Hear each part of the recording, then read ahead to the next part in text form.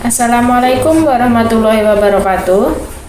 Nama saya Neska Aurora, saya dari Fakultas Ilmu Sosial dan Ilmu Politik, Program Studi Ilmu Administrasi Negara. Kali ini saya akan membahas mengenai penalaran. Penalaran adalah proses berpikir yang bertolak dari pengamatan indera atau pengamatan empirik yang menghasilkan sejumlah konsep dan pengertian. Dalam proses berpikir itu, seseorang menghubung-hubungkan data atau fakta hingga sampai pada suatu simpulan. Data atau fakta itu kemudian dinalar, dan data yang dinalar itu boleh benar dan boleh tidak benar. Seseorang akan menerima data atau fakta yang benar dan menolak data yang tidak benar. Berdasarkan pengamatan yang sejenis juga akan berbentuk proposisi-proposisi yang sejenis. Berdasarkan sejumlah proposisi yang diketahui atau proposisi yang dianggap benar, orang akan menyimpulkan sebuah proposisi baru yang sebelumnya tidak diketahui. Proses menghubungkan sejumlah pengamatan seperti itulah yang disebut menalar. Dalam penulisan paragraf ada dua pola penalaran yang biasa digunakan, yaitu pola penalaran induktif dan pola penalaran deduktif. 1. Penalaran induktif. Penalaran induktif adalah suatu proses penalaran untuk menarik simpulan berupa prinsip atau sikap yang berlaku umum berdasarkan fakta, asumsi, atau andaian yang bersifat khusus. Penalaran induktif ini berbangkal pada empiris untuk menyusun suatu penjelasan, teori, atau kaidah yang berlaku umum. Hal yang umum itu berupa generalisasi, simpulan, atau rampatan.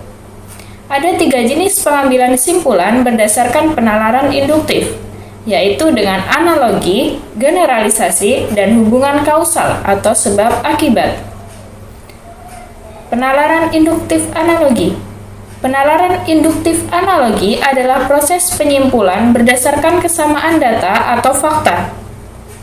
Analogi dapat juga dikatakan sebagai proses membandingkan dua hal yang berlainan berdasarkan kesamaannya. Kemudian, berdasarkan kesamaannya itu ditarik suatu simpulan.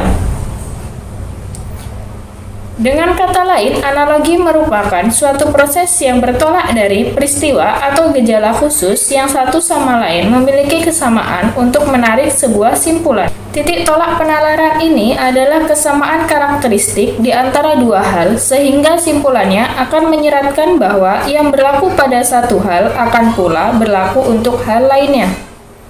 Dengan demikian, dasar simpulan penalaran ini merupakan ciri pokok atau esensi dari dua hal yang dianalogikan. Penalaran induktif generalisasi.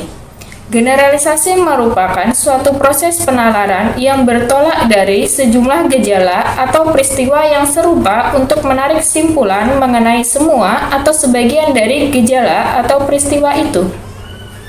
Jumlah data atau peristiwa khusus yang dikemukakan harus mencukupi dan dapat mewakili. Generalisasi diturunkan dari gejala-gejala khusus yang diperoleh melalui pengalaman, observasi, wawancara, atau studi dokumentasi.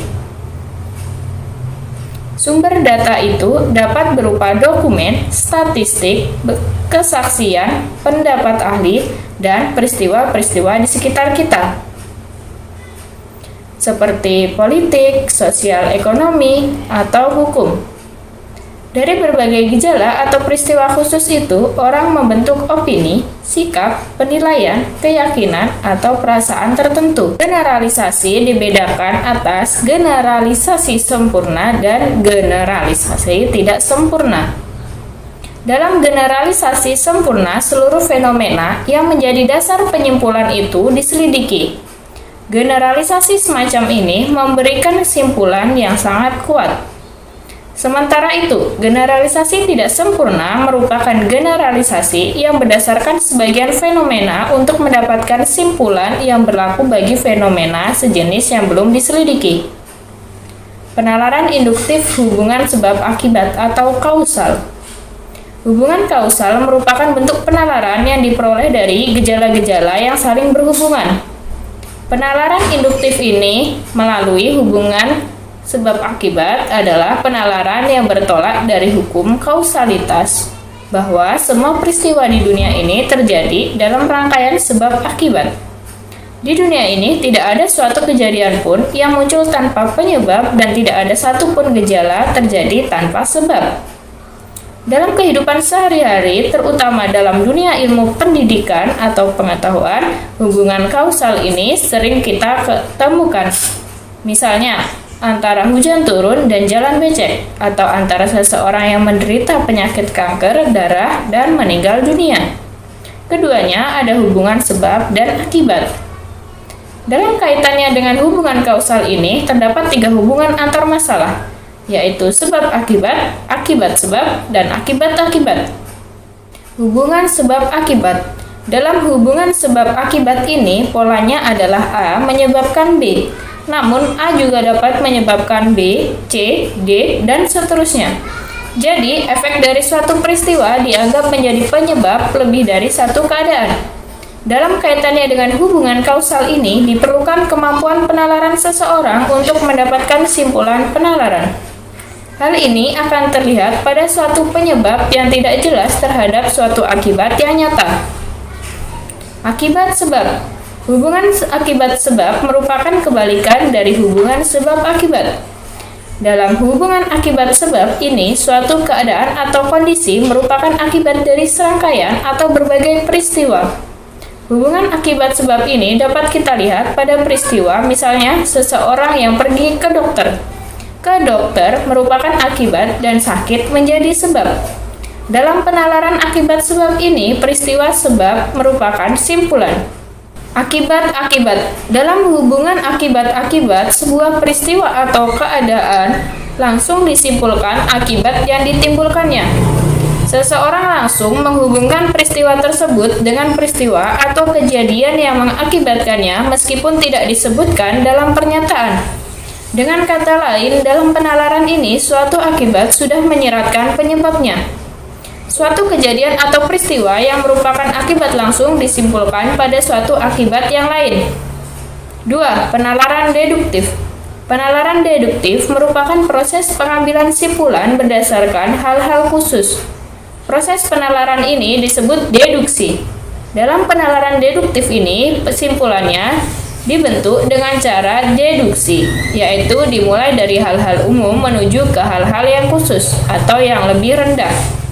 Dengan kata lain, proses pembentukan simpulan deduktif tersebut dapat dimulai dari suatu dalil atau hukum menuju ke hal-hal yang konkret.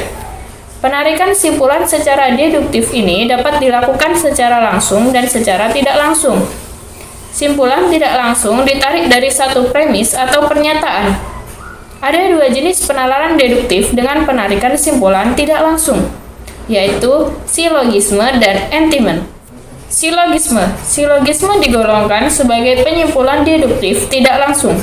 Dalam silogisme ini, penyimpulan pengetahuan yang baru diambil secara sistematis dari 2 permasalahan yang dihubungkan dengan cara tertentu. Silogisme disebut juga cara menarik simpulan dari premis-premis umum dan khusus. Dalam silogisme ini, suatu proses penalaran menghubungkan 2 proposisi atau pernyataan yang berlainan untuk menurunkan sebuah simpulan yang merupakan proposisi yang ketiga. Proposisi merupakan pernyataan yang dapat dibuktikan kebenarannya atau dapat ditolak karena kesalahan yang terkandung di dalamnya. Silogisme adalah rangkaian 3 pendapat yang terdiri atas 2 pendapat dan 1 simpulan.